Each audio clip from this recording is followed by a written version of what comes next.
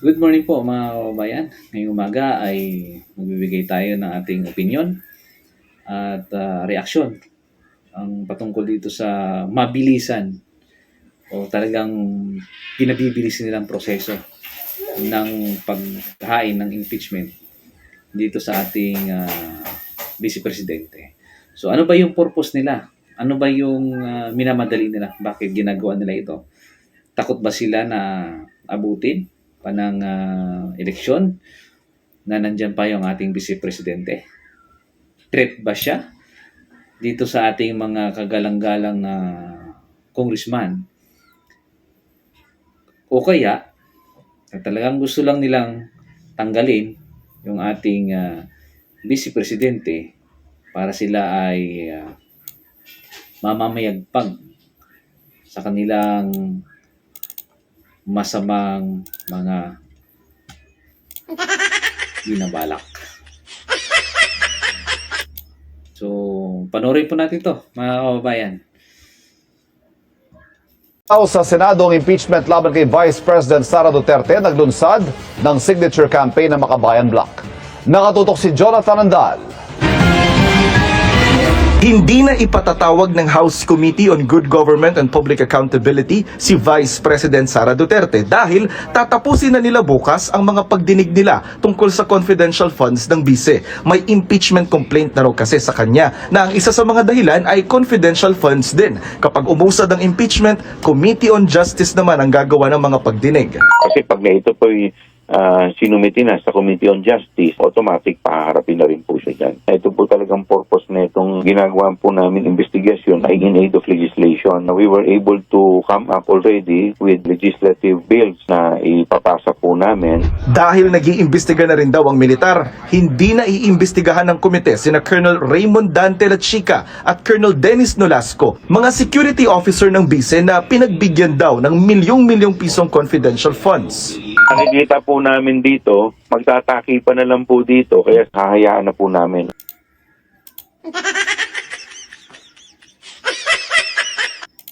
Naniniwala kayo dito sa sinasabi nito ni Congressman Chua na hindi na kailangang imbestigahan yung mga personnel ng AFP na part ng security ng ating Vice Presidente.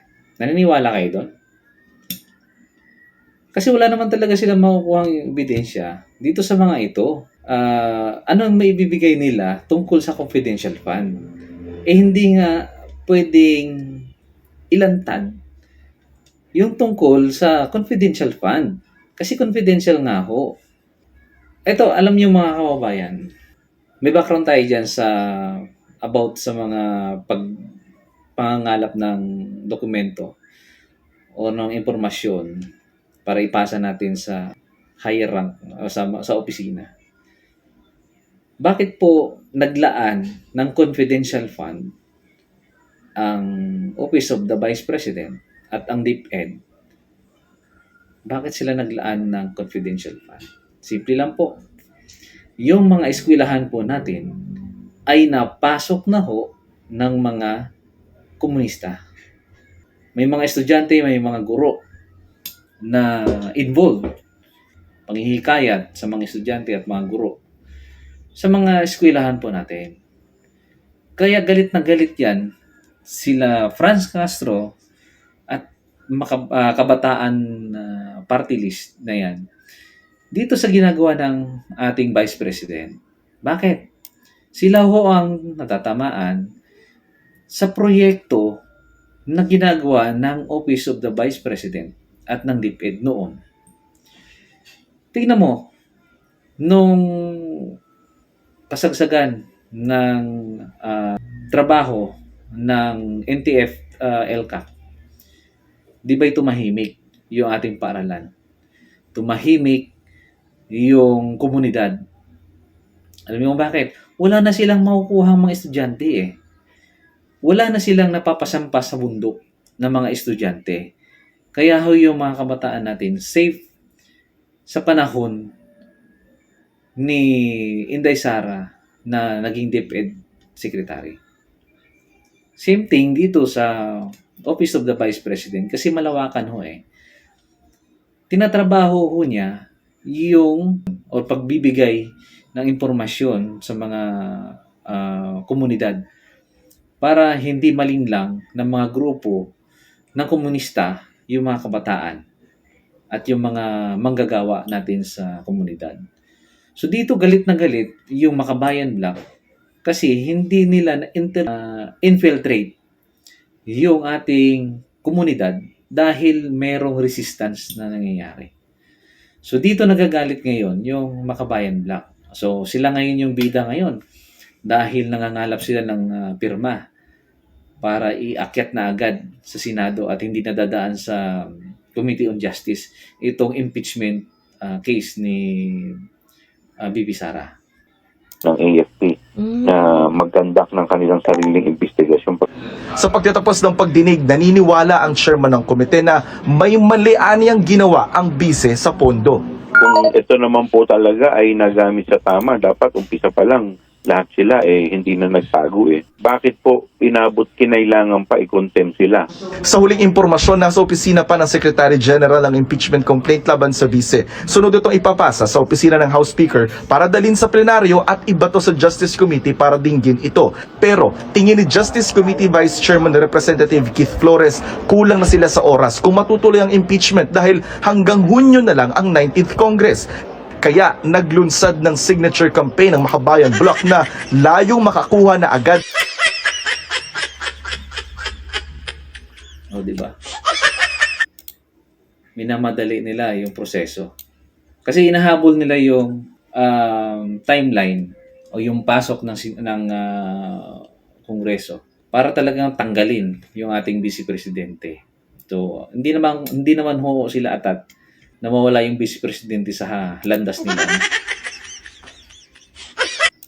Again, sino po yung mga nangunguna na talagang i-impeach ang ating Vice Presidente?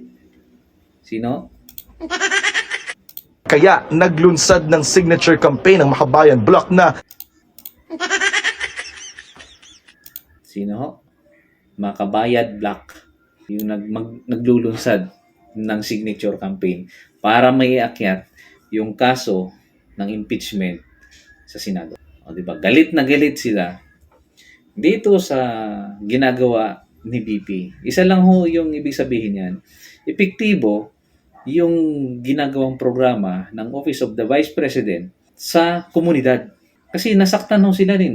Unang-una pa lang, doon sa panahon ni Tatay Digong, ay nasaktan na ho sila at marami na pong sumuko at nagpahayag ng suporta sa gobyerno sa panahon ni Pangulong Duterte. At ngayon naman, naging Vice Presidente si Inday Sara, ay ganun po yung programa ni Inday Sara. Kaya galit na galit itong mga grupo nila Franz Castro, na which is convicted child abuser, kasama nito si Sator Ocampo. Galit na galit sila sa programa ng Inday Sara dahil nanganganib silang maubos. Nanganganib silang mawala sa istorya ng Pilipinas. Ganun po ang nangyayari, kaya galit na galit itong Makabayan Black. Diba? Baka kasi hindi na sila mapabilang sa susunod na kongreso pag hindi nila gagawin ito. layong makakuha na agad ng 106 na boto ng mga kongresista para idiretso na sa Senado ang impeachment at hindi na dumaan sa mahabang proseso sa Kamara. Wala akong alam na nangangampanya to secure the signatures. Sa Cebu City, nagtipon sa plaza Naniniwala kayo sa sinasabi ni Congressman na wala daw siyang nalalaman na nagkakaroon ng pangangampanya para mag-secure daw ng mga signature sa patungkol sa impeachment. Ewan ko sa inyo. Sino pa ba naniniwala sa mga kalukuhang pinaggagawa nyo dyan, na pinagsasabi nyo?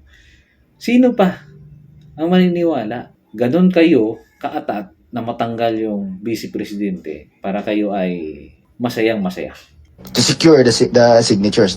Sa Cebu City, nagtipon sa Plaza Independencia ang mga taga-suporta ng bise na tutol sa impeachment.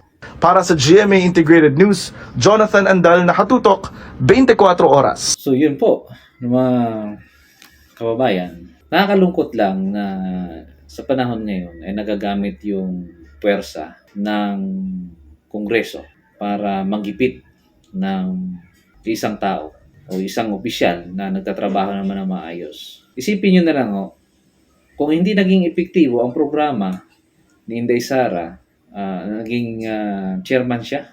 Tama nga ba? Correct me if I'm wrong, mga kababayan. No? Naging chairman siya sa NTFL Cup. So talagang malawakan yung information dissemination para ikundinahin yung gawain ng mga CPP, NPA, NDF na ito. Dahil gusto nga natin na mawala itong mga NPA na ito para tumahimik na yung ating bayan at magkaroon na tayo ng kaunlaran. No? Mas lalong-lalo na dun sa mga kanayunan na kung saan ay nandun pa sila o namumugad pa ang iilan sa kanila. So, imbis na atupagin natin ngayon itong problema ng bansa natin, ay tila bagang isang tao lang yung pinagbubuntunan nila at gusto nilang dalhin yung atensyon ng tao dito sa usapin ng impeachment para makalimutan yung kapalpakan ng gobyerno sa administrasyon ni Pangulong Marcos para hindi masisi sa kanila ang lahat ng mga kapalpakan na nangyayari sa paligid. Ito na nga lang yung presyo ng mga bilihin natin. Ang pagsipa ng mga bilihin ay talaga pong sobra-sobra po, mga kababayan. Kung kayo ay namamalengke, napansin nyo? Galunggong. Kulang-kulang 300 pesos per kilo. Di ba? Kunti na lang. Ginto na ang presyo ng galunggong. Isipin nyo, mga kababayan, year 2016, 17, hanggang bago makababa si Pangulong Duterte, nasa 200 or wala pang 200 ang per kilo ng galunggong. Ngayon, pumunta ko yun ng palengke, pansinin nyo, pwede na kayong bumili ng karning manok o karning baka sa presyo na yan. So, wala na halos pinagkaiba. So, bakit hindi atupagin nating mga opisyal ng gobyerno? Lalo na dyan sa Kamara at saka sa Senado. Gumawa sila ng batas na lalong higpitan yung ang lahat ng pumapasok ng mga produkto sa bansa natin. Diba? Alam na this, mga kababayan. Ang inatupag nila kung paano sila kumita ng pera. Kung paano nila pakinabangan at lustayin ang pera ng taong bayan na pinaghirapan ni Juan de la Cruz na kitain para lang ipambuhay sa pamilya. Pero ano nangyayari, mga kababayan? Masinuunan nila yung mga politikal na ambisyon para lang mas kumamal pa ng mas maraming pera galing sa taong bayan.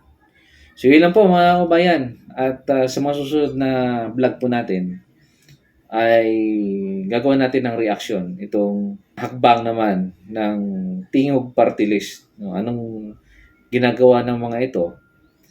Bakit pakikialaman nila yung trabaho ng DSWD? Trabaho ng DOH. Diba?